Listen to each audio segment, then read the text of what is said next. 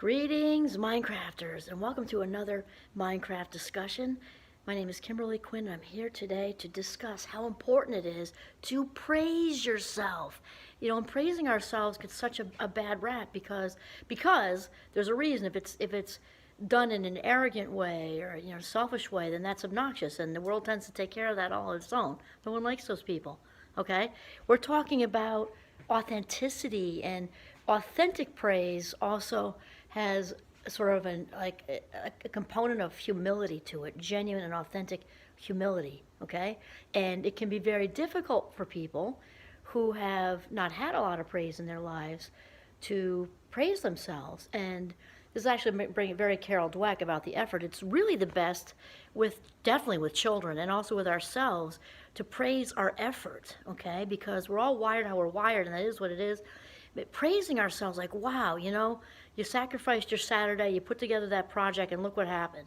Look at all that effort you put in, and you crushed it. There's nothing wrong with saying that. Or saying it to yourself as a team with other people. Absolutely nothing. It's just those that are coming from an ego-driven, dysfunctional egoic thinking. That's what we say in psychology. If it's ego-driven, that's obnoxious. No one likes those people. They just don't. But when it's genuine and it's after effort, the effort you put in to listen to somebody, to maybe help with some heartache, the effort you put in to solve a conflict, like, wow, did you handle that challenging personality with grace and dignity? Whoa, there's not a thing in the world wrong with that. And then, so that leads us to compliments, because many of us who were did not have a lot of compliments said to us as kids, if we were even mistreated as kids, it can be really tough to manage compliments. And by the way, I'm walking around in my house because it's blowing like crazy. That wind could lift me up and off the planet right now. It can be very, very difficult to take in compliments and take in that good feeling, because we talked about the subconscious, and if it's not used to that, it's like does not compute. Will Robinson, that was back to Lost in Space. It has dated myself, but I don't care. I'm a fabulous 57. The whole point is it tries to spit it out.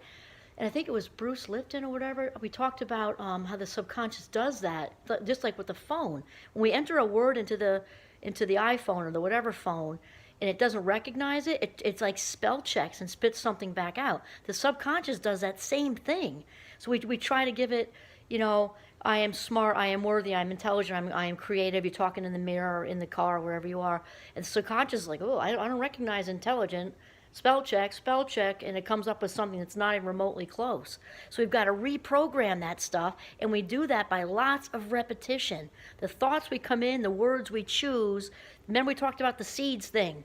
Seeds, the sun, and we grow our new subconscious programming, okay? So we have accept the compliments, and then remember, let the good in. We've got to let it in, even if it's uncomfortable.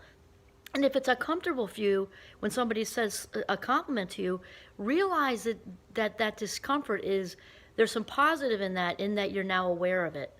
Because if you're not aware of it, that's when it's dangerous, when it's just locked in the vault. Now that it's come to the surface, that's the good news, because you can release it once you know about it. That's the good news. And then you wrap around yourself with compassion. This person just said something so incredibly nurturing to my spirit, and it's uncomfortable for me. Then you wrap around yourself, tell yourself, I love you. It must have been so hard all these years that was locked in there and leading to different interactions and behaviors that attracted more shame. And that's been so hard. And you've done really, really well with it. And now, good for you. You're in a place where you can now take it in. You're along the authentic path, you've gotten healthier, you've healed, and now you're in a place where you can take it in. Good for you. Good for you. This is what we're talking about with praise, which is accompanied by compassion. Okay? And then, one thing I do with my mind crafters, when we do resilience, we do this thing. We go around the room, and of course they can pass if they're not feeling comfortable with it. I definitely allow that for sure. And we do three things. So three strengths. So I want you to just think about this in your head. This is the I am, I can, I have exercise. So I am. And for example, we can say I am kind. Think of something you are right now. I am what? Blank. Kind, strong, hardworking, resilient, blah, blah, blah, blah, blah. Okay? The next one, I can. Think of another one. Right now, right with me right now, I can what? I can reach out for help, right? I can actively listen to people. I can persevere. I can do anything I set my mind to. Yes, okay? And then lastly is I have. So what do I have? I have a supportive family. I have a, and this is, I love this one. I have a family that I created myself to kind of swap out from the old, the original one, which didn't work so well for me. The one I was born into. Friends, partner, golden retriever. I have guts, I have courage, I have strength, I have a tenacious work ethic. Okay? I am strong, I can persevere. I have a supportive family, one I created myself, golden retriever. I have strength, blah, blah, blah. I am, I can, I have. Do those things for right now. And then, one thing I love about myself is a sense of humor. I love that I stop the world when I've got a good close friend of mine who really needs me. I love that I can cook. I love that I'm entertaining. I love that I have a very kind heart. I love that I have a lot of empathy going on for people, and I'm a global thinker. Okay, what I like about myself, what I love about myself most. One thing I have done well today. This is key for every single day. This can be the smallest thing. And another thing I say to my Minecrafters is this: we are not judging based on what other people did today that went well. Don't care. Okay, we're talking about what you did well, and as you know, young adults right now there's a lot of anxiety and depression out there. So if maybe you were gonna not be able to get out of bed to get to class that day, or let's say seasoned grown-ups and it's work, or seasoned grown-ups and work and class and kids and everything else, and it took everything you had in you to get up, get dressed, put your shoes on, and walk out the door, that is worthy of a big praise, huge praise. I mean, huge. And anybody who's been in that spot knows it. One thing you've done well, you may have paid a bill and you scraped change to do it.